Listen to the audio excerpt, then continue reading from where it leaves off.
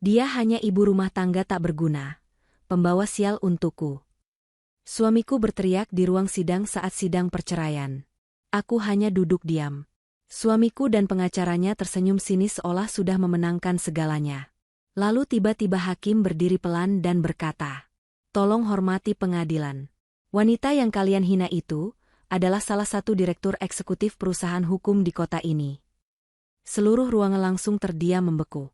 Seketika wajah suami dan pengacaranya langsung pucat. Dan mulai hari itu semuanya berubah. Sebelum ceritanya dimulai, silahkan tulis di kolom komentar dari daerah mana saja teman-teman yang menonton cerita ini. Jangan lupa like dan subscribe agar channel ini bisa semakin berkembang dan bisa mempersembahkan cerita yang lebih menarik lagi. Suasana di dalam ruang sidang pengadilan agama pagi itu terasa begitu dingin dan mencekam, seolah pendingin ruangan sengaja dipasang pada suhu terendah untuk membekukan hati siapa saja yang ada di dalamnya. Indah duduk diam di kursi tergugat. Wajahnya tertunduk, menatap kedua tangannya yang saling meremas di atas pangkuan. Ia mengenakan pakaian sederhana yang rapi dan jilbab yang menutupi kepalanya dengan anggun, namun di mata orang-orang yang berada di pihak lawannya, kesederhanaan itu tampak seperti tanda kelemahan dan ketidakberdayaan. Di seberang meja, Aryo duduk dengan dagu terangkat tinggi, memancarkan aura kesombongan yang begitu pekat. Ia mengenakan setelan jas mahal yang dibelinya bulan lalu, jas yang ironisnya dibayar menggunakan kartu kredit yang tagihannya diam-diam dilunasi oleh Indah. Pengacara Aryo, seorang pria parubaya dengan senyum licik yang tak pernah lepas dari wajahnya, sedang berdiri dan membacakan tuntutan dengan suara lantang. Ia mondar-mandir di depan meja hakim seolah panggung itu adalah miliknya. Kata-kata yang keluar dari mulutnya bagaikan jarum-jarum halus yang ditusukkan satu persatu ke jantung Indah. Pengacara itu menuduh Indah sebagai istri yang lalai, tidak bisa mengurus rumah tangga dengan becus, dan hanya menjadi beban finansial bagi Aryo yang sedang merintis karir gemilang sebagai pengusaha muda. Setiap kalimat disusun sedemikian rupa untuk menghancurkan karakter Indah di depan majelis hakim, menggambarkan sosok wanita yang malas dan tidak berkontribusi apapun selain menghabiskan uang suami. Aryo sesekali melirik Indah dengan tatapan jijik. Dalam benaknya, ia sudah tidak sabar untuk menyingkirkan wanita ini dari hidupnya. Baginya, Indah adalah masa lalu yang memalukan, sisa-sisa dari zaman ketika ia belum sukses dan belum dikenal orang. Aryo merasa dirinya kini sudah berada di level yang berbeda. Level yang pantas bersanding dengan wanita seperti Luna, kekasih gelapnya yang hari ini tidak hadir namun bayang-bayangnya terasa begitu kuat memengaruhi keputusan Aryo. Aryo ingat betul bagaimana Luna selalu memujinya, mengatakan bahwa ia pantas mendapatkan yang lebih baik daripada sekadar wanita rumahan yang hanya tahu harga cabai dan bawang. Di kursi pengunjung barisan belakang, Ibu Dian duduk dengan tangan bersedekap. Ibu dari Aryo itu menatap punggung Indah dengan sorot mata tajam penuh kebencian. Sejak awal pernikahan, Ibu Dian memang tidak pernah menyukai Indah. Ia selalu merasa Indah tidak cukup baik untuk putranya yang tampan dan pintar. Ibu Dian sering mengeluh kepada tetangga dan kerabat bahwa menantunya itu tidak punya pekerjaan bergengsi, tidak seperti menantu teman-temannya yang menjadi dokter atau pegawai bank. Hari ini, Ibu Dian merasa menang. Ia merasa doanya agar Aryo berpisah dengan Indah akhirnya dikabulkan. Ia bahkan sudah membayangkan betapa leganya hidup tanpa harus melihat wajah polos Indah yang menurutnya menyebalkan itu di rumah putranya. Suara pengacara Aryo semakin meninggi, mencoba mendramatisir keadaan. Ia menyerahkan tumpukan bukti yang katanya menunjukkan pengeluaran boros Indah. Padahal itu semua adalah biaya kebutuhan pokok rumah tangga dan obat-obatan rutin untuk Ibu Dian yang sakit-sakitan beberapa bulan lalu. Namun, Indah tetap diam. Ia tidak membantah, tidak berteriak, dan tidak menangis. Sikap diam Indah ini justru membuat Aryo semakin geram. Aryo ingin melihat Indah memohon, menangis histeris, atau berlutut di kakinya agar tidak diceraikan. Keheningan Indah dianggap Aryo sebagai bentuk ketololan, seolah wanita itu saking bodohnya sampai tidak tahu harus membela diri seperti apa. Ketidaksabaran Aryo memuncak ketika hakim ketua menanyakan apakah ada tanggapan dari pihak tergugat. Sebelum Indah atau siapapun sempat menjawab, Aryo tiba-tiba berdiri dari kursinya dengan kasar, membuat kursi itu berdecit keras bergesekan dengan lantai. Wajahnya merah pada menahan amarah yang meledak-ledak. Ia menunjuk wajah Indah dengan telunjuknya yang gemetar karena emosi. Aryo sudah lupa bahwa ia sedang berada di dalam institusi hukum yang harus dihormati. Yang ada di kepalanya hanyalah keinginan untuk mempermalukan Indah setuntas-tuntasnya di hadapan semua orang, agar wanita itu sadar diri betapa tidak berharganya dia. Aryo berteriak lantang hingga suaranya menggema ke seluruh penjuru ruangan. Ia mengatakan bahwa Indah hanya ibu rumah tangga tak berguna yang menjadi pembawa sial untuknya. Aryo melanjutkan makiannya dengan mengatakan bahwa sejak menikah dengan Indah, ia merasa hidupnya berat dan rezekinya seret. seolah kehadiran Indah menghambat kesuksesannya. Kata-kata kasar terus meluncur dari mulut Aryo tanpa rem. Ia menyebut Indah sebagai parasit yang hanya bisa menumpang hidup, wanita yang tidak punya otak, dan tidak punya masa depan tanpa dirinya. Orang-orang di ruang sidang mulai berbisik-bisik. Beberapa menatap Indah dengan tatapan kasihan, seolah melihat seekor anak kucing yang sedang ditendang ke selokan. Indah masih tetap duduk diam, namun kali ini ia mengangkat wajahnya sedikit. Di balik jilbabnya yang sederhana, matanya menatap lurus ke arah Aryo. Tidak ada air mata di sana. Yang ada hanyalah tatapan kosong yang perlahan berubah menjadi sesuatu yang dingin dan tajam. Namun Aryo terlalu sibuk dengan egonya untuk menyadari perubahan itu. Pengacara Aryo tersenyum sinis, merasa kliennya baru saja memberikan pidato kemenangan yang telak. Ia bahkan sempat melirik ke arah Ibu Dian yang mengangguk-angguk setuju, membenarkan setiap hinaan yang dilontarkan putranya. Mereka semua merasa di atas angin, merasa bahwa Indah adalah semut kecil yang bisa mereka injak kapan saja. Aryo kembali menekankan bahwa ia ingin perceraian ini diputuskan hari ini juga tanpa tuntutan gonogini apapun. Ia mengklaim bahwa semua harta, rumah, mobil, dan aset perusahaan adalah hasil keringatnya sendiri, dan Indah tidak berhak mendapatkan sepeser pun. Ia menuduh Indah tidak pernah menyumbang apapun dalam membangun ekonomi keluarga. Aryo lupa, atau pura-pura lupa, siapa yang merapikan proposal bisnisnya setiap malam, siapa yang memperbaiki tata bahasa dalam surat-surat kontraknya, dan siapa yang memberinya saran strategi saat ia hampir bangkrut 2 tahun lalu. Baginya, Indah hanyalah tukang masak dan tukang cuci. Teriakan Aryo semakin menjadi-jadi, membuat suasana sidang menjadi tidak kondusif. Ia merasa berhak melakukan itu karena ia merasa sebagai orang penting, seorang pengusaha sukses yang bisa membeli segalanya, termasuk hukum. Ia tidak sadar bahwa kesombongannya sedang menggali lubang kuburnya sendiri. Orang-orang di ruangan itu mulai merasa tidak nyaman dengan perilaku Aryo yang berlebihan. Namun tidak ada yang berani menegur, karena Aryo terlihat begitu dominan dan menakutkan. Indah menarik napas panjang, sebuah tarikan napas yang menandakan kesabaran yang sudah sampai di ujung batas. Ia sudah cukup mendengar, sudah cukup bersabar, dan sudah cukup memberikan kesempatan bagi Aryo untuk berubah. Detik itu juga, di dalam hatinya, Indah menutup buku kisah cintanya dengan Aryo dan bersiap membuka babak baru yang sebenarnya. Kegaduhan yang diciptakan Aryo seketika terhenti oleh suara dentuman keras yang mengejutkan semua orang. Pak Hakim mengetuk palu sidangnya dengan kekuatan penuh ke atas meja, menghasilkan bunyi yang menggema dan memekakkan telinga. Suara itu begitu otoriter hingga membuat Aryo yang sedang berapi-api langsung terdiam kaku dengan mulut setengah terbuka. Ruangan yang tadinya riuh oleh suara teriakan Aryo dan bisik-bisik pengunjung kini senyap total. Hening yang mencekam menyelimuti ruang sidang. Semua mata tertuju pada meja hijau di depan, tempat Pak Hakim duduk dengan wajah yang merah pada menahan amarah, bukan pada Indah, melainkan pada Aryo. Pak Hakim berdiri perlahan dari kursinya. Postur tubuhnya yang tegap dan wibawanya yang besar, membuat sosok Aryo yang tadi terlihat dominan kini tampak mengecil. Pak Hakim menatap Aryo dengan tatapan tajam, tatapan yang bisa menembus hingga ke tulang sumsum. Ia membenarkan letak kacamatanya sejenak sebelum berbicara dengan nada rendah namun penuh penekanan yang berbahaya. Pak Hakim menegur Aryo dengan keras agar menghormati pengadilan. Ia mengatakan bahwa ruang sidang bukan pasar tempat orang bisa berteriak dan menghina sesuka hati. Suara Pak Hakim bergetar karena emosi yang tertahan. Ia jelas tersinggung dengan cara Aryo merendahkan martabat seorang wanita di hadapannya. Pengacara Aryo mulai merasakan keringat dingin mengalir di punggungnya. Sebagai orang hukum, ia bisa membaca situasi lebih cepat daripada Aryo. Ia tahu ada sesuatu yang salah. Sikap Pak Hakim bukan sekadar teguran biasa. Ada aura ketakutan yang tiba-tiba muncul di wajah pengacara itu saat melihat ekspresi Pak Hakim yang menatap Indah dengan rasa hormat, bukan rasa kasihan. Aryo yang tidak peka masih mencoba membuka mulut untuk membela diri, namun Pak Hakim mengangkat tangannya, memberikan isyarat mutlak untuk diam. Kemudian, kalimat itu keluar. Kalimat yang akan mengubah nasib semua orang di ruangan itu selamanya. Pak Hakim berkata dengan jelas dan tegas, meminta Aryo dan pengacaranya untuk membuka mata lebar-lebar. Ia mengatakan bahwa wanita yang baru saja mereka hina, wanita yang disebut tidak berguna dan pembawa sial itu, adalah salah satu direktur eksekutif perusahaan hukum terbesar dan paling disegani di kota ini. Pak Hakim menyebutkan nama firma hukum tersebut, sebuah nama yang sangat legendaris di dunia hukum, firma yang bahkan menjadi tempat bernaung bagi firma-firma kecil lainnya, termasuk firma tempat pengacara Aryo bekerja.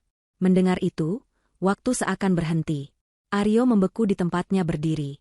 Wajahnya yang tadi merah karena amarah, kini perlahan memucat, darah seolah tersedot habis dari wajahnya, hingga ia terlihat seperti mayat hidup. Mulutnya terkunci rapat, matanya membelalak tak percaya menatap Indah.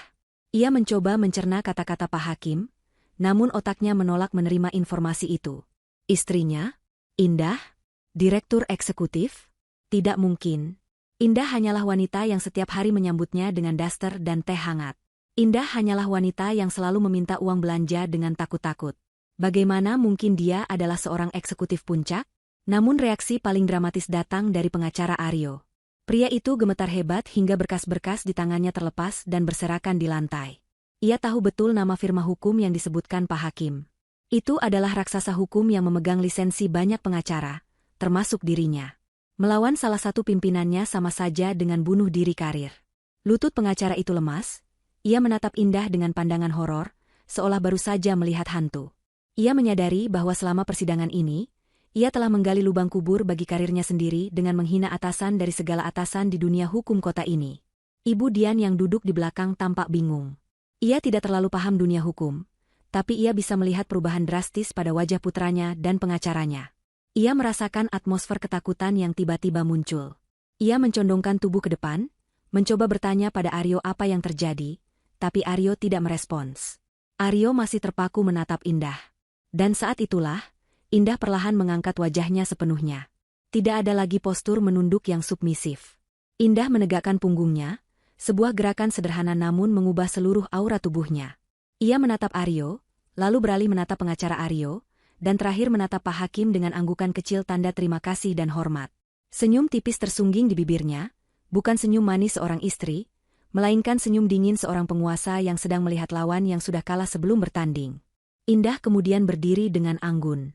Gerakannya tenang namun penuh percaya diri, sangat kontras dengan sosok wanita tertindas yang dituduhkan Aryo beberapa menit lalu. Pak Hakim mengetuk palu sekali lagi, menyatakan sidang ditunda untuk memberikan waktu bagi pihak penggugat meninjau kembali posisi mereka, atau lebih tepatnya, untuk memberikan waktu bagi Aryo menyadari betapa hancurnya dia. Indah tidak membuang waktu. Ia membalikkan badan dan berjalan menuju pintu keluar ruang sidang.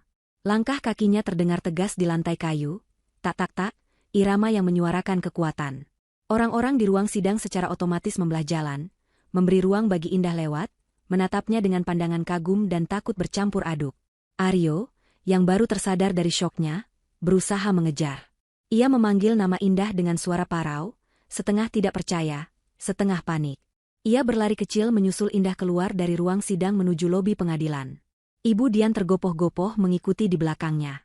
Aryo berhasil menyusul Indah tepat di depan pintu utama gedung pengadilan. Ia mencoba meraih lengan Indah, ingin meminta penjelasan, ingin marah karena merasa dibohongi, tapi juga takut karena fakta baru yang terungkap. Namun sebelum tangan Aryo sempat menyentuh kain baju Indah, sebuah tangan kekar dari seorang pengawal berjas hitam menepisnya dengan kasar. Aryo terdorong ke belakang, hampir terjatuh. Di depan lobi pengadilan, sebuah pemandangan yang tak pernah Aryo bayangkan terjadi. Sebuah mobil sedan mewah berwarna hitam mengkilap, jenis kendaraan yang hanya dimiliki oleh para konglomerat papan atas, berhenti tepat di depan tangga lobi. Pintu penumpang belakang terbuka, dan keluarlah Vini. Vini mengenakan setelan kerja yang sangat modis dan profesional. Jauh berbeda dari penampilan Vini yang pernah Aryo lihat sekilas saat bertamu ke rumah mereka sebagai teman arisan Indah. Vini berjalan menghampiri Indah, mengabaikan Aryo sepenuhnya. Vini menundukkan kepala dengan hormat, lalu membukakan pintu mobil lebar-lebar. Dengan suara lantang yang bisa didengar oleh Aryo dan Ibu Dian, Vini mempersilakan Indah masuk dengan sebutan, Bu Direktur. Indah berhenti sejenak sebelum masuk ke dalam mobil. Ia memutar tubuhnya, menatap Aryo yang berdiri mematung dengan wajah pucat pasi dan Ibu Dian yang menganga tak percaya. Indah menatap mereka dari atas tangga lobi, posisi yang secara simbolis menunjukkan siapa yang sebenarnya berada di atas. Tanpa mengucapkan sepatah kata pun, tatapan Indah sudah mengatakan segalanya. Permainan baru saja dimulai, dan kali ini, Indah yang memegang kendali. Indah masuk ke dalam mobil mewah itu, Vini menutup pintu, dan mobil itu melaju perlahan meninggalkan Aryo yang hancur dalam kebingungan dan ketakutan yang mulai merayap naik ke tenggorokannya. Aryo menyadari, wanita yang baru saja ia buang seperti sampah adalah berlian yang selama ini menopang hidupnya, dan kini ia telah kehilangan segalanya. Di dalam mobil sedan mewah yang melaju membelah kemacetan kota, keheningan terasa begitu menenangkan, sangat kontras dengan keributan yang baru saja terjadi di pengadilan. Indah menyandarkan punggungnya pada jok kulit yang empuk, memejamkan matanya sejenak untuk meredakan denyut di kepalanya. 3 tahun lamanya ia memainkan peran sebagai istri yang penurut dan sederhana, menekan segala egonya, menyembunyikan kecerdasannya, hanya demi mendapatkan cinta yang tulus dari seorang pria yang ia kira berbeda. Namun, kenyataan pahit telah menamparnya berulang kali, hingga ia sadar bahwa ketulusan tidak akan pernah tumbuh di tanah yang gersang akan rasa hormat. Vini, yang duduk di sampingnya, tidak berani membuka suara. Ia tahu bosnya sedang dalam masa transisi emosional yang berat, beralih dari sosok istri yang terluka kembali menjadi wanita besi yang ditakuti di dunia hukum. Perlahan, Indah membuka matanya. Sorot mata yang tadinya sayu kini telah berubah tajam dan fokus. Ia menoleh ke arah Vini dan meminta gawai kerjanya. Dengan sigap, Vini menyerahkan tablet yang berisi jadwal rapat dan dokumen penting yang sempat tertunda karena urusan pribadi Indah. Indah mulai menggeser layar tablet dengan jari-jarinya yang lentik, membaca laporan demi laporan dengan kecepatan tinggi. Otaknya kembali bekerja pada kapasitas maksimal, menganalisis klausul kontrak dan strategi litigasi. Sosok ibu rumah tangga yang tadi duduk diam dimaki-maki di pengadilan telah lenyap sepenuhnya, digantikan oleh aura kepemimpinan yang begitu dominan. Indah memerintahkan Vini untuk segera mengatur rapat darurat dengan Dewan Direksi sore ini juga. Ia ingin memastikan bahwa seluruh jajaran perusahaan tahu bahwa sang ratu telah kembali sepenuhnya ke tahta. Sementara itu, di pelataran parkir pengadilan, Aryo masih berdiri mematung menatap jejak ban mobil Indah yang sudah menghilang di tikungan. Otaknya macet, tidak mampu memproses informasi yang baru saja ia terima. Direktur eksekutif? Istrinya yang selama ini ia suruh-suruh membuat kopi dan mencuci baju, adalah seorang pimpinan perusahaan hukum raksasa? Rasanya seperti mimpi buruk di siang bolong. Ibu Dian yang berdiri di sampingnya menarik lengan kemeja Aryo dengan kasar, menyadarkannya dari lamunan. Wanita tua itu mengomel panjang lebar, menuduh Indah pasti berbohong atau menjadi simpanan pejabat kaya sehingga bisa dijemput dengan mobil mewah seperti itu. Ibu Dian menolak percaya bahwa menantu yang selalu ia remehkan memiliki status sosial yang jauh di atas mereka. Bagi Ibu Dian, Indah tetaplah wanita kampung yang tidak tahu diri. Namun Aryo tahu lebih baik. Ia melihat reaksi pengacaranya tadi. Ketakutan di wajah pengacara itu adalah ketakutan yang murni, bukan akting. Aryo mencoba menghubungi nomor ponsel Indah dengan tangan gemetar. Terdengar nada sambung sekali, lalu terputus. Panggilan kedua langsung masuk ke kotak suara. Indah telah memblokir nomornya. Rasa panik mulai merayap naik ke dada Aryo. Ia teringat semua perkataan kasarnya, semua hinaan yang ia lontarkan tentang Indah yang tidak berguna dan menumpang hidup. Jika benar Indah adalah orang yang sangat berkuasa, maka Aryo sadar ia baru saja membangunkan macan tidur dengan cara yang paling brutal. Ia bergegas masuk ke mobilnya sendiri, mengabaikan omelan ibunya yang masih terus mencaci maki Indah sepanjang perjalanan pulang. Mobil Indah akhirnya tiba di lobi gedung pencakar langit yang menjulang tinggi di pusat bisnis kota. Gedung itu adalah simbol kekuasaan dan uang, dan nama firma hukum Indah terpampang megah di sana. Saat pintu mobil dibuka oleh petugas keamanan gedung, suasana berubah drastis.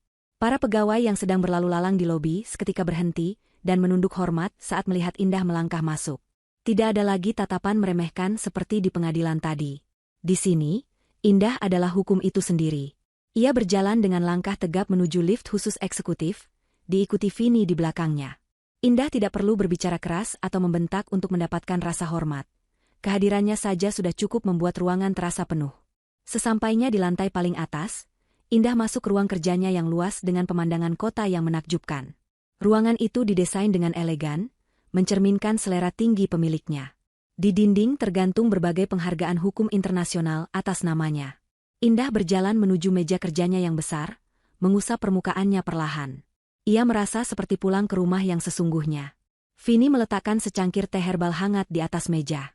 Indah menatap keluar jendela kaca raksasa, melihat gedung-gedung lain yang tampak kecil di bawah sana. Ia berjanji pada dirinya sendiri, tidak akan ada lagi air mata untuk Aryo. Mulai detik ini, ia akan menggunakan segala sumber daya yang dimilikinya untuk memberi pelajaran pada pria yang tidak tahu cara menghargai wanita itu. Indah mengambil ponselnya, menekan sebuah nomor, dan memberikan perintah singkat namun mematikan untuk memulai audit menyeluruh terhadap semua perusahaan yang bekerja sama dengan firma hukumnya, termasuk perusahaan kecil milik Aryo. Di sisi lain kota, Aryo tiba di kantornya dengan perasaan kacau. Ia membanting pintu ruangannya, membuat sekretarisnya terlonjak kaget. Aryo mencoba menenangkan diri dengan mengatakan pada dirinya sendiri, bahwa semua akan baik-baik saja. Ia adalah pengusaha sukses, ia punya bakat, ia tidak butuh Indah. Namun, bayangan wajah Pak Hakim dan reaksi pengacaranya terus menghantui pikirannya.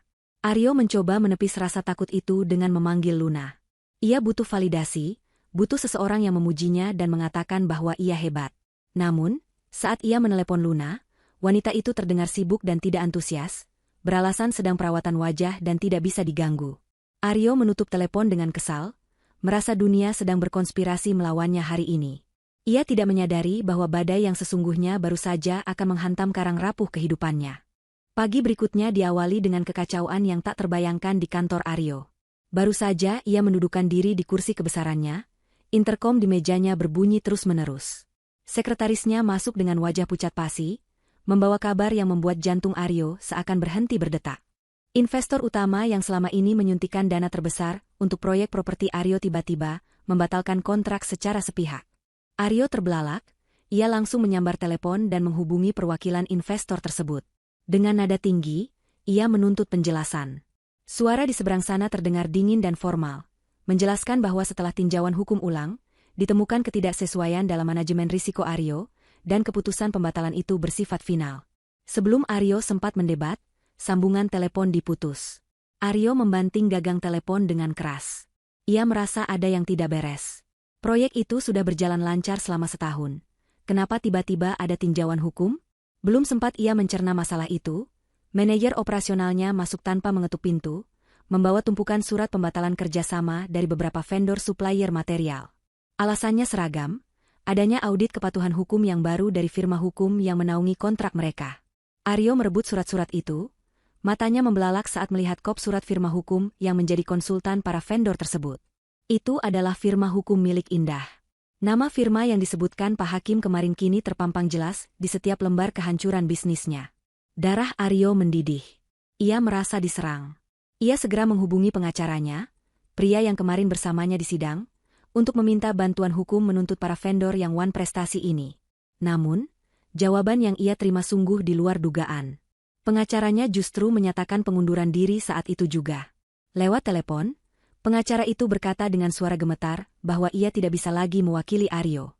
Ia menjelaskan bahwa lisensi praktiknya berada di bawah pengawasan Dewan Etika yang diketuai oleh rekan senior di firma Indah. Melawan Aryo berarti melawan Indah, dan melawan Indah berarti karir pengacara itu akan tamat riwayatnya di seluruh negeri. Aryo berteriak memaki pengacaranya sebagai pengecut, tapi pengacara itu sudah menutup telepon dan tidak bisa dihubungi lagi. Aryo duduk lemas di kursinya. Ruangan ber-AC itu terasa begitu panas dan pengap. Ia mulai menyadari bahwa jaring laba-laba kekuasaan Indah ternyata melilit setiap aspek bisnisnya.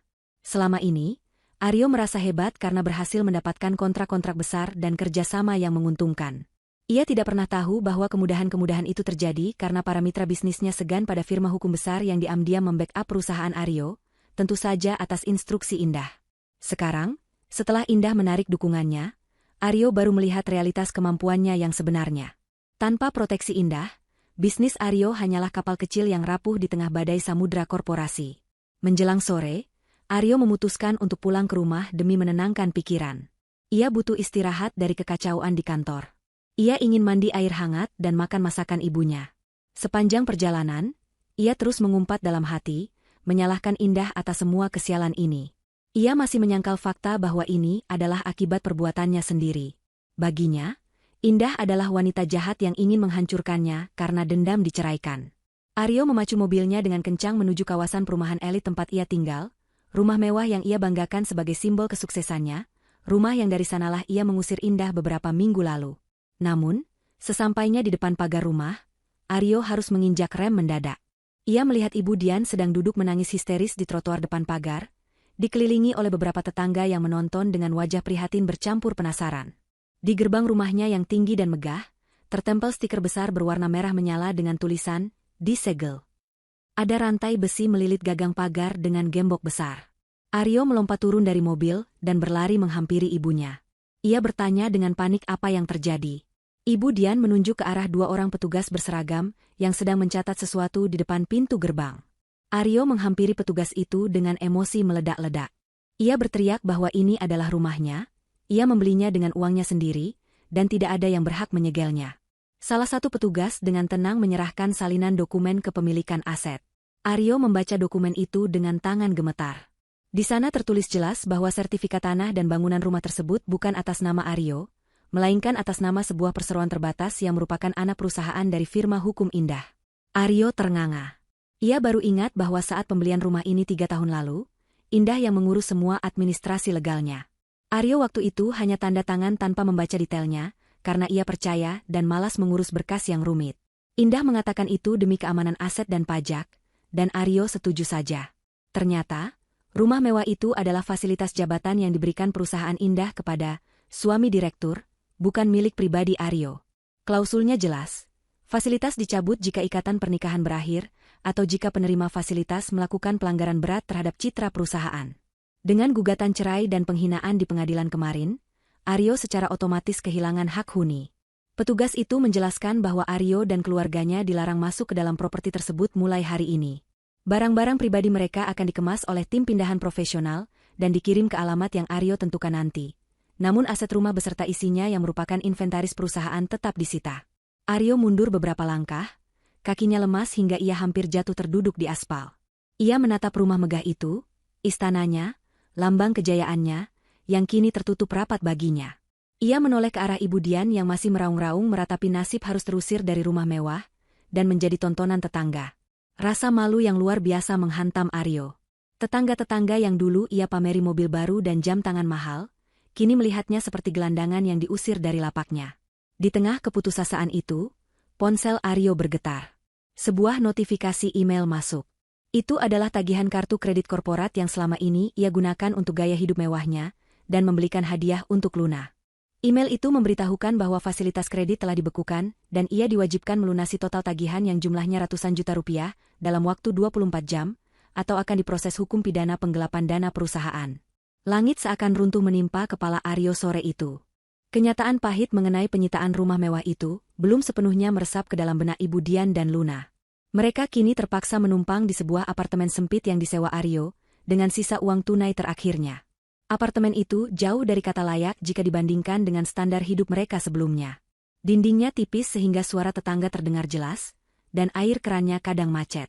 Luna, yang baru saja mengetahui situasi Aryo, datang berkunjung bukan untuk memberikan dukungan moral, melainkan untuk memastikan nasib fasilitas kartu kredit dan jatah belanja bulanannya.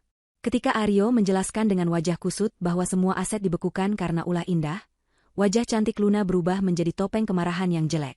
Ia tidak bisa menerima alasan bahwa Indah, wanita berhijab yang selama ini ia tertawakan sebagai wanita udik, memiliki kuasa untuk memiskinkan Aryo dalam semalam. Ibu Dian, yang juga tidak terima dengan penurunan derajat hidupnya, mulai mengompori Luna. Menurut logika Ibu Dian yang terbiasa memandang rendah Indah, semua ini pasti hanya gertakan atau kelicikan Indah yang memalsukan dokumen. Ibu Dian mengajak Luna untuk melabrak Indah di kantornya. Dalam bayangan Ibu Dian, ia masih bisa membentak Indah dan memaksanya untuk mengembalikan rumah serta harta benda mereka. Luna setuju dengan semangat menggebu, didorong oleh rasa iri dan ketakutan kehilangan sumber uangnya. Mereka berdua berangkat menuju gedung pencakar langit tempat kantor Indah berada dengan menggunakan taksi online. Sebuah penurunan gengsi yang membuat Ibu Dian menggerutu sepanjang jalan, karena AC mobil yang tidak cukup dingin. Sesampainya di lobi gedung perkantoran yang megah itu, Ibu Dian dan Luna melangkah dengan dagu terangkat, mencoba menutupi rasa minder mereka melihat kemewahan interior gedung. Lantai marmer yang mengkilap memantulkan bayangan mereka yang tampak kusam dibandingkan para pegawai eksekutif yang berlalu lalang dengan pakaian rapi dan langkah cepat. Mereka menuju meja resepsionis dan dengan nada angkuh Ibu Dian meminta untuk bertemu dengan Indah, menyebutnya sebagai menantu kurang ajar. Resepsionis yang bertugas menatap mereka dengan sopan namun dingin, meminta mereka menyebutkan nama dan keperluan, serta bertanya apakah sudah membuat janji temu sebelumnya. Ibu Dian tersinggung ditanya seperti itu. Ia menggebrak meja, berteriak bahwa ia adalah ibu mertua pemilik perusahaan dan berhak masuk kapan saja. Keributan itu menarik perhatian petugas keamanan gedung. 3 orang petugas berbadan tegap segera mendekat, siap mengusir 2 wanita yang membuat onar itu. Namun, sebelum petugas bertindak, Vini muncul dari arah lift. Vini menatap Ibu Dian dan Luna dengan tatapan datar. Ia tidak menyapa dengan hangat seperti dulu saat Vini berpura-pura menjadi teman arisan. Vini memberi isyarat kepada petugas keamanan untuk mundur sedikit, lalu mempersilakan Ibu Dian dan Luna untuk ikut dengannya. Namun bukan ke ruang direksi utama, melainkan ke sebuah ruang pertemuan kecil di lantai dasar yang biasa digunakan untuk menerima tamu umum. Ibu Dian merasa menang. Mengira Indah takut padanya, padahal Vini hanya ingin menjauhkan sampah dari pandangan klien-klien penting di lobi. Di dalam ruangan kaca itu, Ibu Dian dan Luna duduk dengan tidak sabar. Tak lama kemudian, pintu terbuka. Indah masuk. Penampilannya sungguh berbeda dari yang biasa dilihat Ibu Dian di rumah. Indah mengenakan blazer kerja dengan potongan tegas yang memancarkan kewibawaan, jilbabnya tertata rapi tanpa celah. Ia tidak membawa nampan berisi teh atau kue, melainkan sebuah tablet tipis di tangannya. Indah duduk di ujung meja, menatap kedua wanita di hadapannya seperti seorang atasan yang sedang mengaudit kinerja bawahan yang buruk. Ibu Dian langsung memulai serangannya, menuduh Indah sebagai pencuri dan penipu yang telah memanipulasi Aryo. Luna ikut menimpali dengan suara cemprengnya, mengatakan bahwa Indah tidak pantas memegang harta Aryo. Indah hanya tersenyum tipis, senyum yang membuat bulu kuduk Luna meremang. Tanpa mengucapkan sepatah kata bantahan, Indah menyalakan layar besar di dinding ruang rapat melalui tabletnya. Di layar itu muncul deretan data mutasi rekening yang sangat rinci. Indah mulai menjelaskan dengan nada tenang namun mematikan. Ia menunjukkan bahwa gaji Aryo dari perusahaan kecilnya sebenarnya tidak pernah cukup untuk membiayai gaya hidup mewah mereka selama ini. Angka-angka di layar menunjukkan bahwa setiap bulan, ada aliran dana masuk yang besar ke rekening Aryo dengan label dividen bayangan. Dana itulah yang digunakan Aryo untuk membayar cicilan mobil sport, membeli tas bermerek untuk Luna, dan membiayai pengobatan serta perhiasan Ibu Dian. Ibu Dian dan Luna terbelalak melihat data itu. Indah melanjutkan penjelasannya bahwa dividen bayangan itu bersumber dari dana pribadi Indah yang ia salurkan diam-diam melalui skema investasi fiktif agar Aryo merasa hebat dan percaya diri sebagai kepala keluarga. Indah melakukan itu demi menjaga harga diri suaminya. Namun, karena Aryo dan keluarganya tidak tahu diri, Indah memutuskan untuk menghentikan subsidi itu. Indah menatap mata Ibu Dian lekat-lekat dan berkata bahwa tas tangan yang sedang dipangku Ibu Dian saat ini dibeli dengan uang jerih payah Indah, bukan uang Aryo. Wajah Ibu Dian memerah padam karena malu dan marah yang bercampur aduk. Ia baru sadar bahwa selama ini ia menghina orang yang memberinya makan. Luna yang melihat fakta itu merasa dunianya runtuh. Ternyata pria yang ia banggakan sebagai sugar daddy, kaya raya hanyalah boneka kosong yang disubsidi istrinya. Indah kemudian menoleh ke arah Luna. Dengan suara dingin, Indah memperlihatkan bukti transfer dari rekening Aryo ke rekening Luna untuk penyewaan apartemen dan belanja bulanan. Indah mengatakan bahwa karena uang itu secara teknis adalah uang perusahaan yang disalahgunakan oleh Aryo, maka Indah bisa saja menuntut Luna dengan pasal penadahan uang hasil penggelapan jika Luna tidak segera mengembalikan semua barang mewah yang dibelikan Aryo. Luna gemetar ketakutan. Ancaman penjara membuat nyalinya ciut seketika. Pertemuan itu berakhir dengan Indah yang berdiri dan meninggalkan ruangan, memerintahkan keamanan untuk mengawal mereka keluar.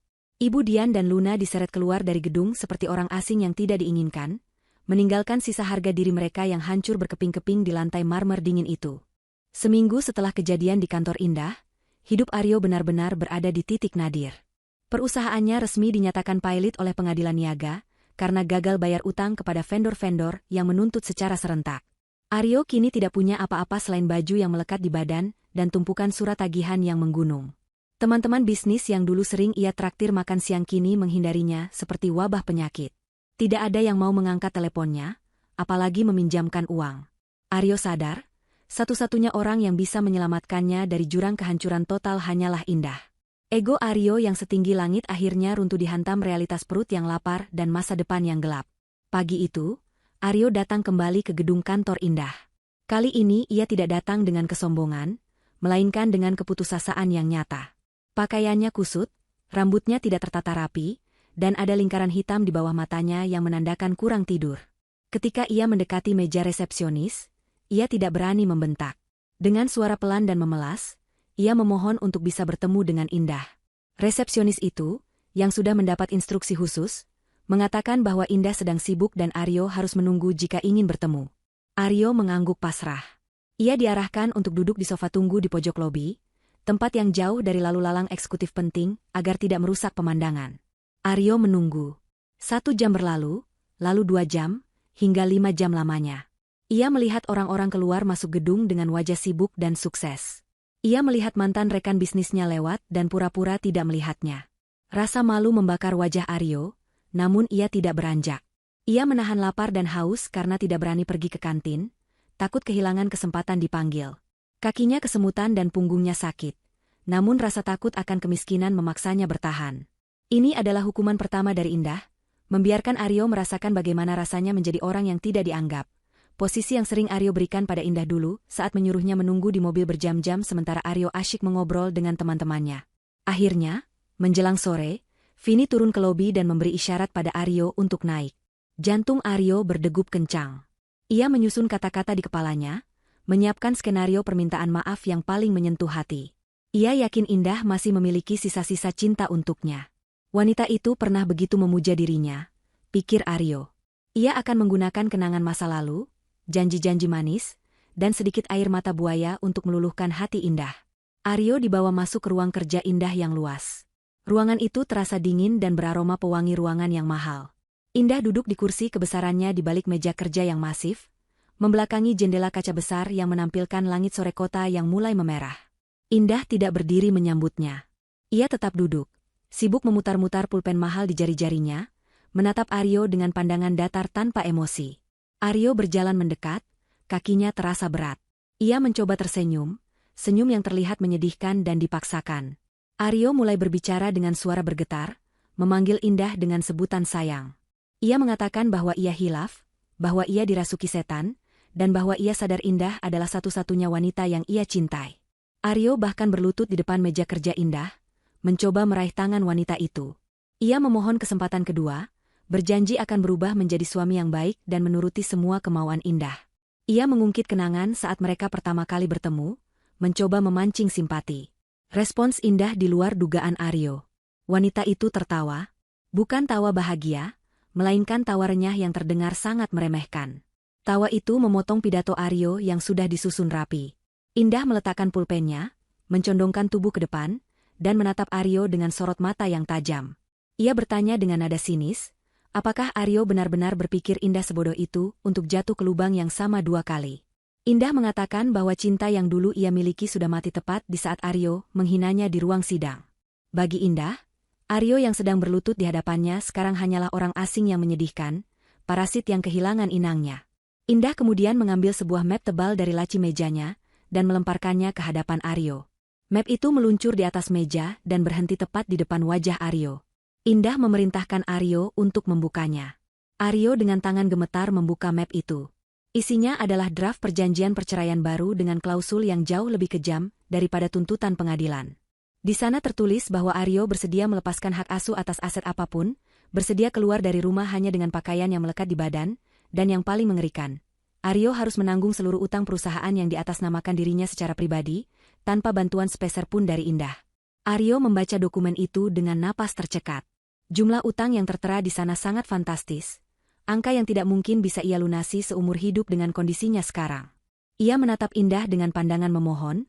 Air mata asli mulai menetes kali ini karena ketakutan yang nyata.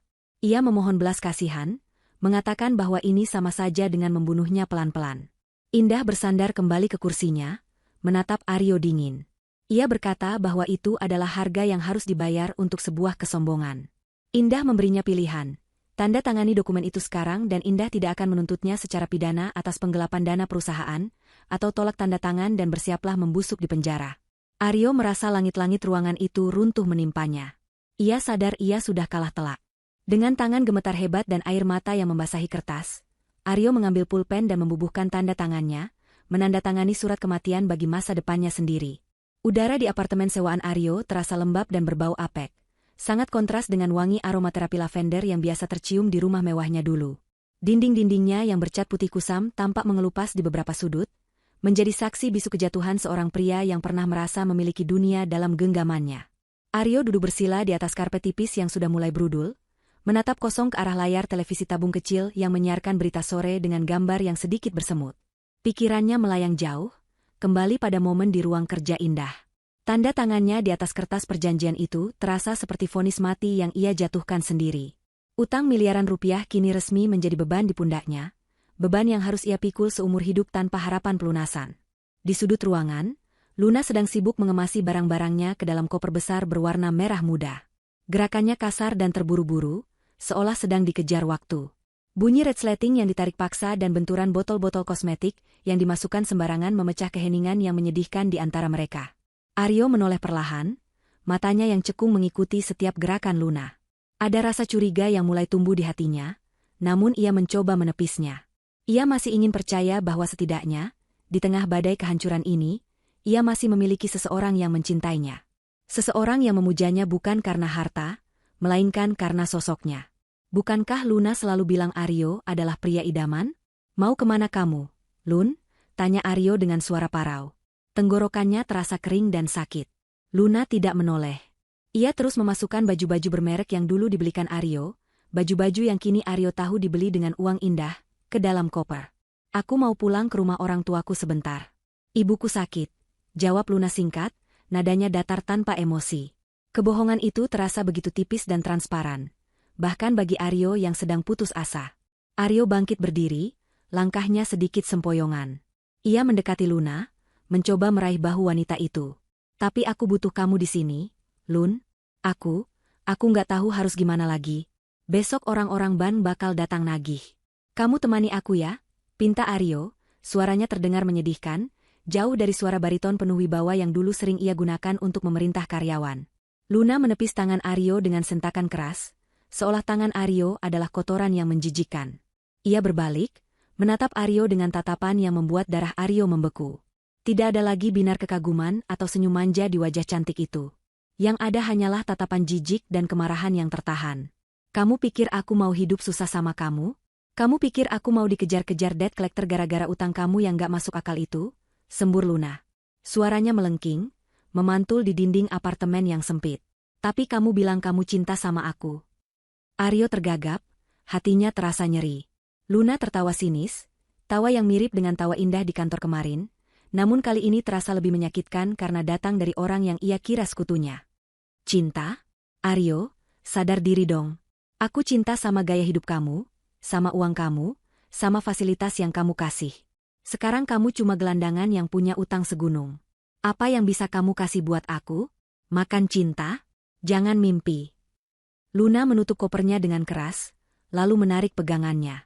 Sebelum Aryo sempat bereaksi lebih jauh, Luna menyambar jam tangan Rolex emas milik Aryo yang tergeletak di atas meja nakas. Satu-satunya barang berharga yang tersisa dari masa kejayaan Aryo yang belum disita karena ia menyembunyikannya. Aryo terbelalak. Itu jam tanganku. Itu sisa terakhirku. Teriak Aryo, mencoba merebutnya. Luna mendorong dada Aryo, hingga pria itu terhuyung mundur dan jatuh terduduk di sofa reot. Anggap aja ini pesangon buat waktu yang udah aku buang sia-sia sama kamu. Seru Luna sambil bergegas menuju pintu keluar. Suara pintu yang dibanting keras menjadi penutup adegan dramatis itu, meninggalkan Aryo sendirian dalam keheningan yang lebih mencekam dari sebelumnya. Malam itu, Aryo tidak bisa tidur. Ia duduk meringkuk di sudut sofa, memeluk lututnya. Rasa lapar mulai menggerogoti perutnya karena ia belum makan seharian, tapi rasa sakit di hatinya jauh lebih menyiksa. Ia merasa dikhianati, dibuang, dan diinjak-injak.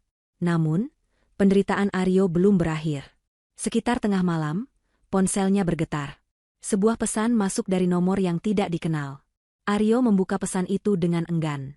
Isinya adalah sebuah tautan video. Jari Aryo yang gemetar menekan tautan itu.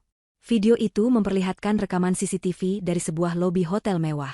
Aryo menyipitkan mata, mencoba mengenali sosok-sosok di dalam video yang sedikit buram itu. Jantungnya berhenti berdetak saat ia melihat Luna, wanita yang baru saja meninggalkannya beberapa jam lalu, sedang berjalan mesra dengan seorang pria parubaya yang sangat Aryo kenal. Pria itu adalah pesaing bisnis terberat Aryo dulu, orang yang sering Aryo hina karena kalah tender darinya. Dalam video itu, Luna terlihat tertawa lepas sambil memamerkan jam tangan Rolex emas milik Aryo yang kini melingkar di pergelangan tangan pria itu. Di bawah video tersebut, muncul sebuah pesan teks singkat. Bahkan pelacurmu pun punya standar, Aryo. Dia tahu kapal mana yang akan karam dan kapal mana yang sedang berlayar. Nikmati kesendirianmu. Manda Loverm. Aryo melempar ponselnya ke dinding hingga layarnya retak. Ia berteriak sekuat tenaga, meraung meluapkan kemarahan dan frustrasi yang sudah tak tertahankan. Suara raungannya terdengar seperti binatang yang terluka parah.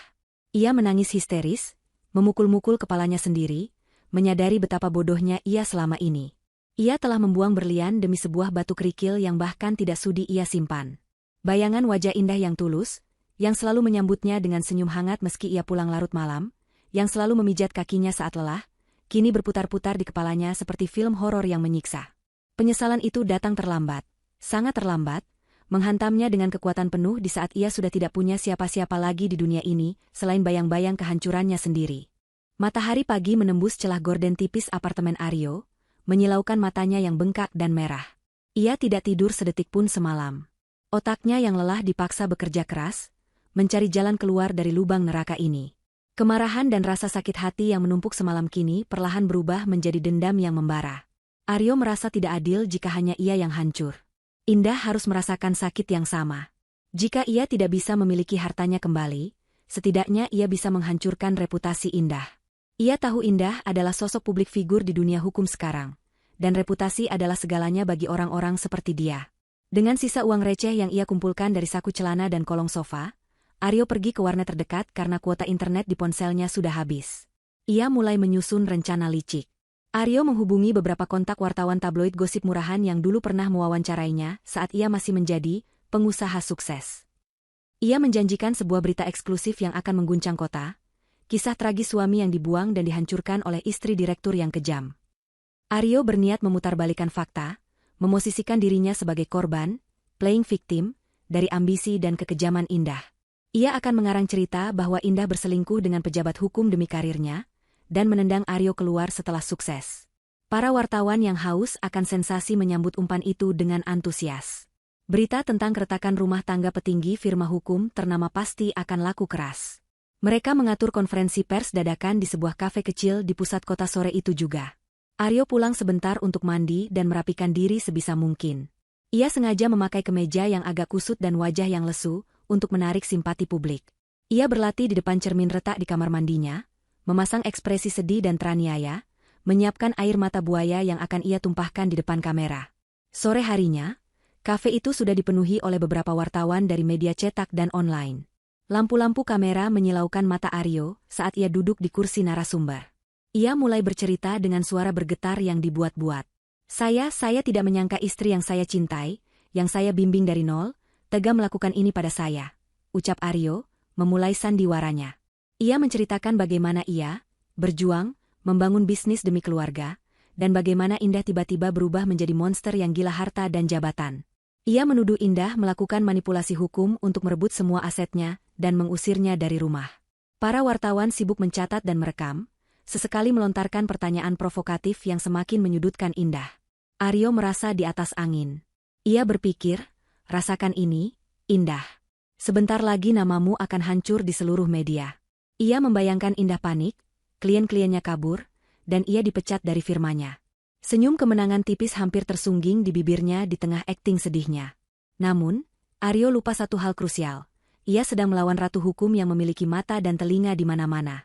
Di kantor pusat Mandalo Firm, Vini sedang memantau siaran langsung konferensi pers Aryo dari layar tabletnya.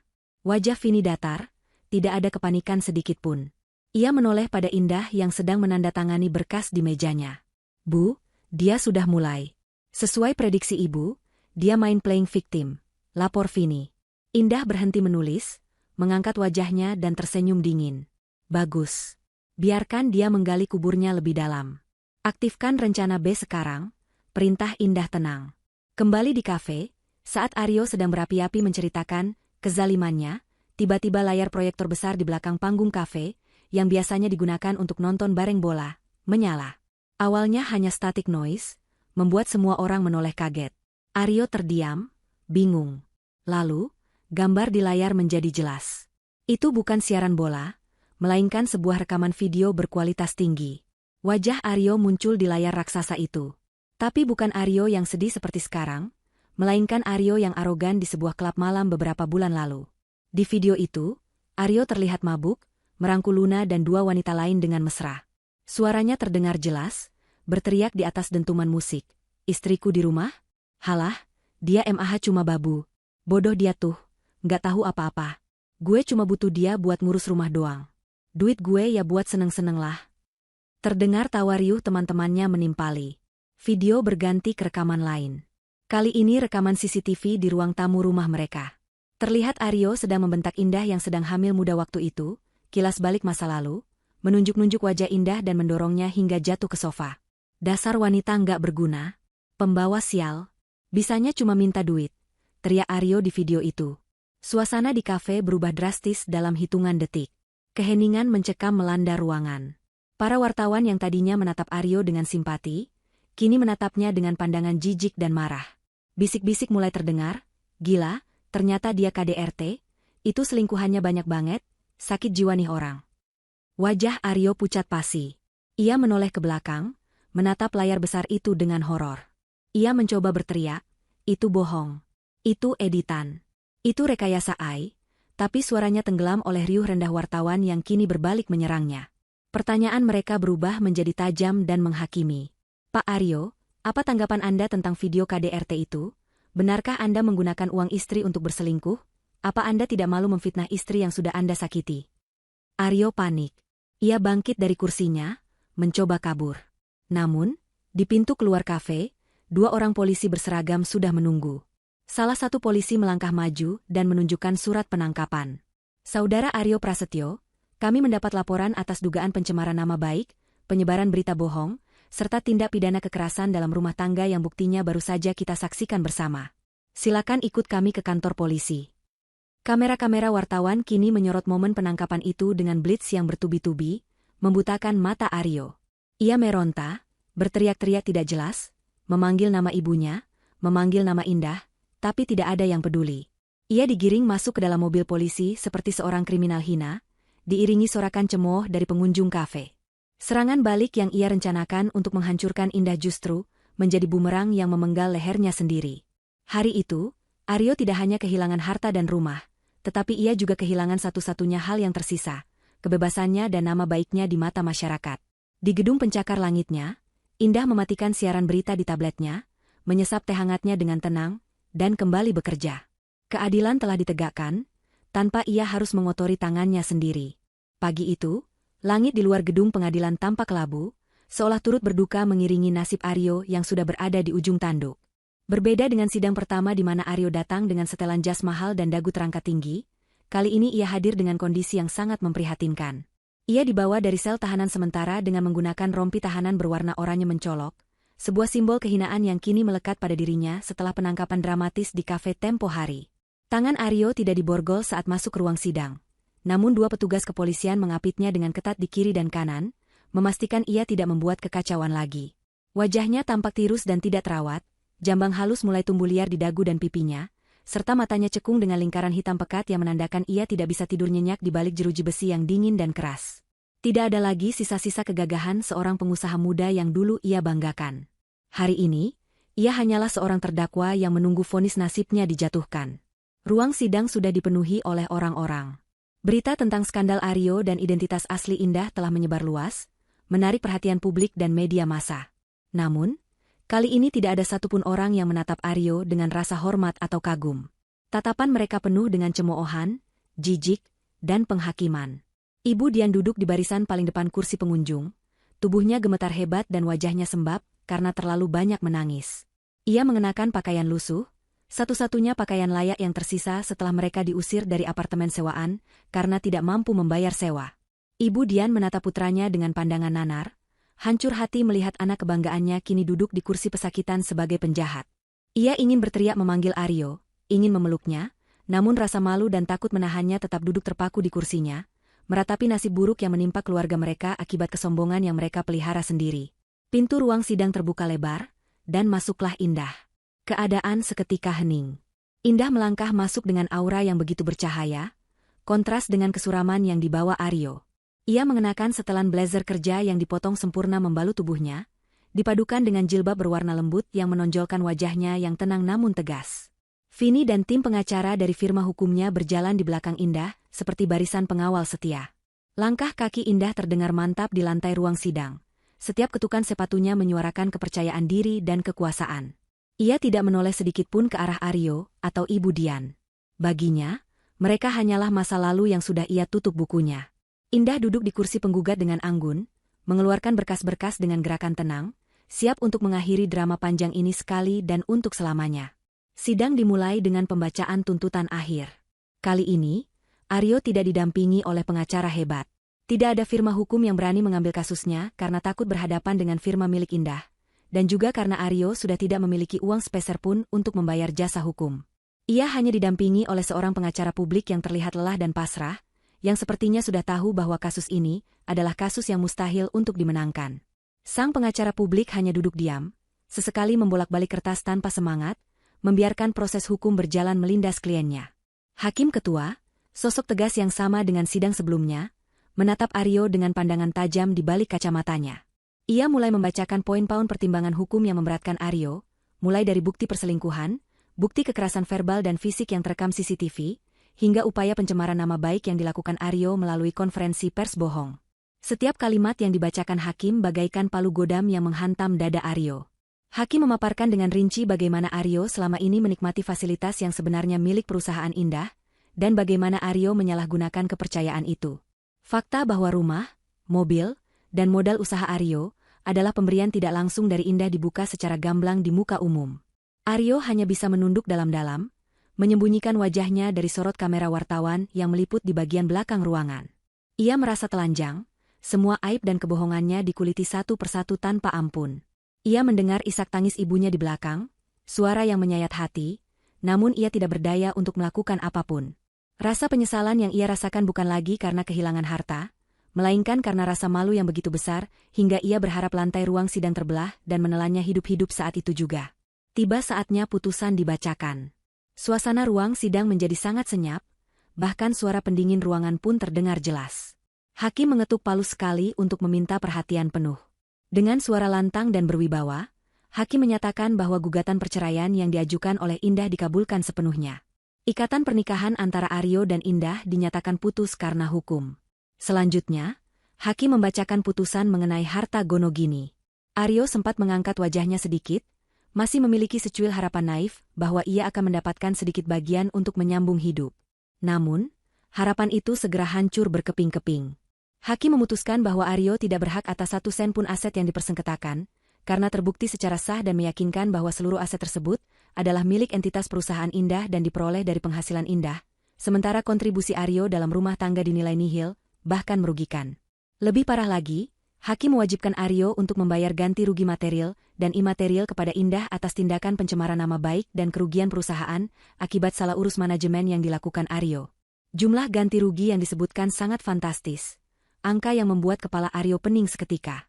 Selain itu, karena adanya unsur pidana dalam tindakan Aryo, yaitu kekerasan dalam rumah tangga dan fitnah, hakim juga memutuskan untuk meneruskan berkas perkara Aryo ke pengadilan pidana, yang artinya Aryo tidak akan bisa menghirup udara bebas dalam waktu dekat.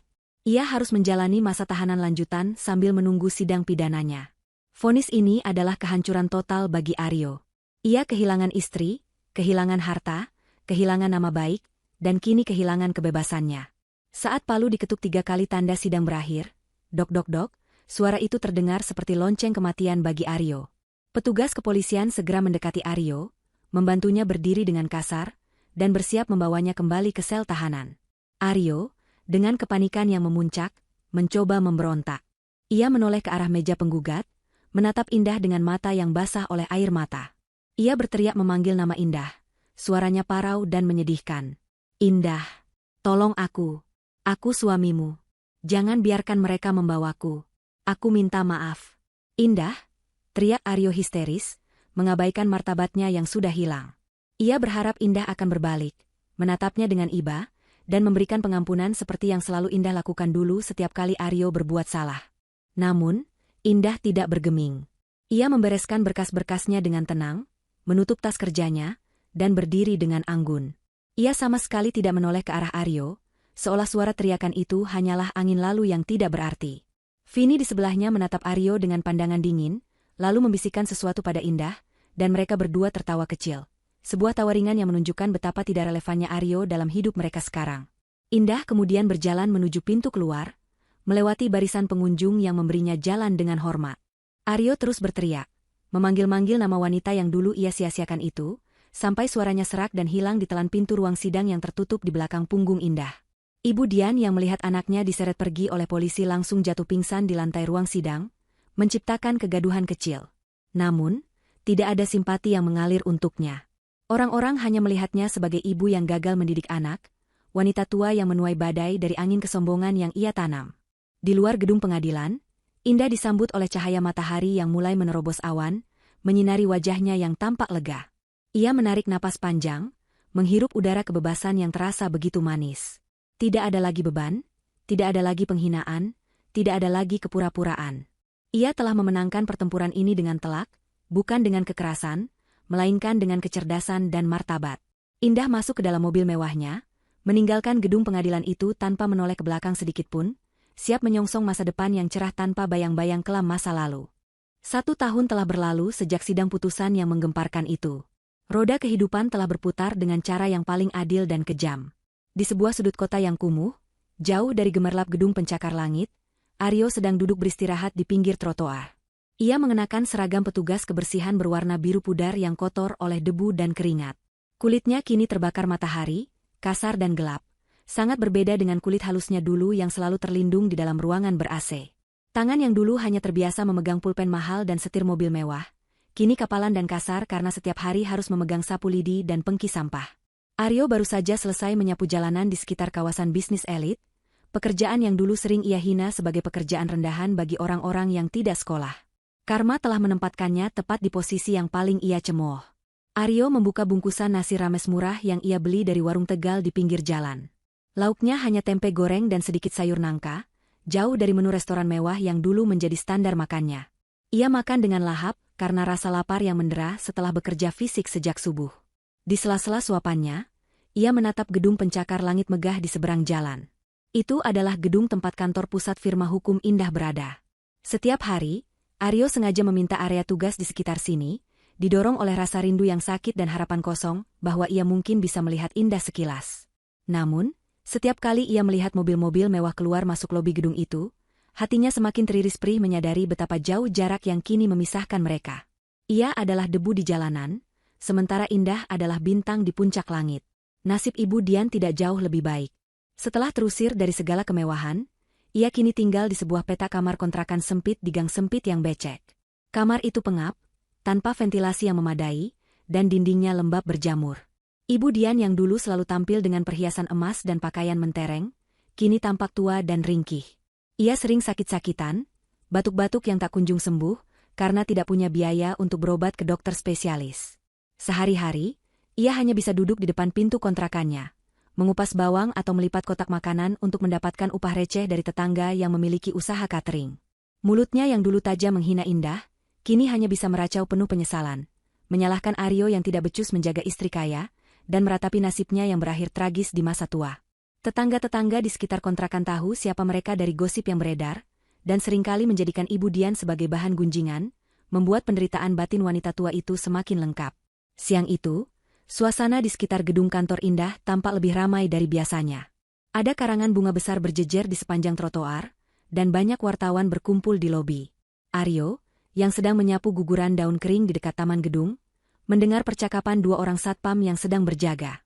Mereka membicarakan bahwa hari ini adalah hari penganugerahan penghargaan Woman of the Year untuk Indah, sekaligus perayaan keberhasilan firma hukumnya melakukan merger dengan firma internasional. Aryo menghentikan gerakan sapunya. Dadanya sesak. Ia melihat baliho besar yang baru saja dipasang di depan gedung. Di sana terpampang wajah Indah, tersenyum anggun dan berwibawa, dengan tulisan besar di bawahnya, pemimpin visioner yang mengubah wajah hukum. Tak lama kemudian, sebuah iring-iringan mobil mewah berhenti di lobi. Aryo secara refleks melangkah mendekat, bersembunyi di balik pohon besar agar tidak diusir oleh keamanan. Pintu mobil utama terbuka, dan keluarlah Indah. Ia tampak lebih cantik dan bersinar daripada yang pernah Aryo ingat. Ia mengenakan busana formal yang sangat elegan, memancarkan aura kesuksesan yang tak terbantahkan. Di sampingnya, berjalan seorang pria tegap yang tampak seumuran dengan Indah. Pria itu menatap Indah dengan pandangan penuh kekaguman dan hormat, bukan pandangan merendahkan seperti yang dulu sering Aryo berikan. Mereka tertawa bersama, terlihat begitu serasi dan setara. Aryo mengenali pria itu dari berita. Dia adalah seorang pengacara hak asasi manusia ternama yang juga rekan bisnis baru Indah. Ada desas-desus bahwa mereka sedang menjalin hubungan serius. Aryo merasa lututnya lemas. Pemandangan itu menamparnya lebih keras daripada vonis hakim setahun lalu. Ia melihat kebahagiaan yang tulus di wajah Indah, kebahagiaan yang tidak pernah Indah dapatkan saat bersamanya. Saat Indah hendak masuk ke dalam gedung, ia sempat berhenti sejenak dan menoleh ke arah jalan raya, tepat ke arah pohon tempat Aryo bersembunyi. Aryo menahan napas, jantungnya berdegup kencang, berharap Indah melihatnya. Namun, tatapan Indah hanya menyapu sekilas, tidak berhenti padanya. Bagi Indah, sosok tukang sapu berbaju biru lusuh di kejauhan itu hanyalah bagian dari latar belakang kota. Tidak ada bedanya dengan tiang listrik atau tong sampah. Indah tidak mengenalinya, atau mungkin Indah sudah tidak peduli lagi. Aryo menyadari dengan pedih bahwa ia sudah benar-benar terhapus dari memori Indah. Ia bukan lagi siapa-siapa.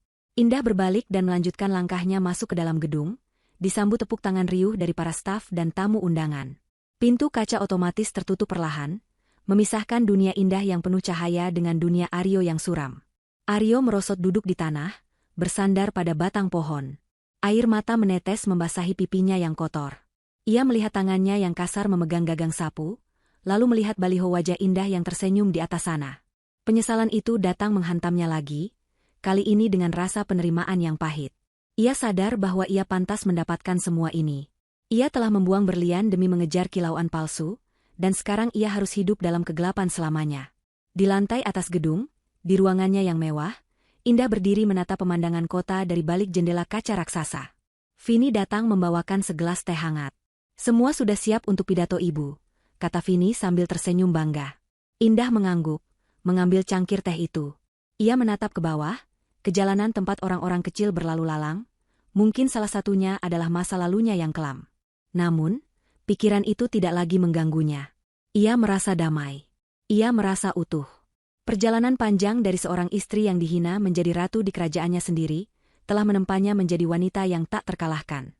Indah menyesap tehnya, merasakan kehangatan menjalar di tubuhnya. Terima kasih, Vini.